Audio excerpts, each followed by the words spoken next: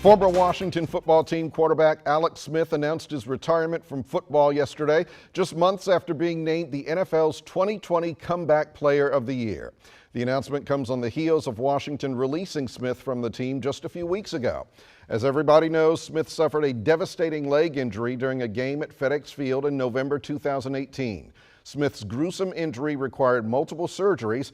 His leg became severely infected, which forced he and his family and his team of doctors to consider amputating the leg to save his life. Fortunately, that wasn't necessary. Smith then went through a year and a half of brutal rehabilitation.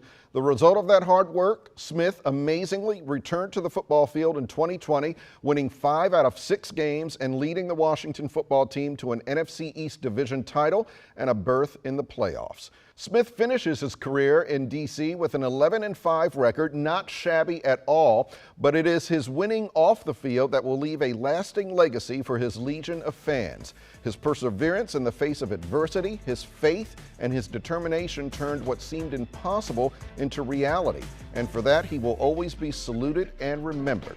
Congratulations, Mr. Smith. Enjoy your retirement and your time with your family, and thank you for the excitement and inspiration you provided us all. We'll see you tomorrow.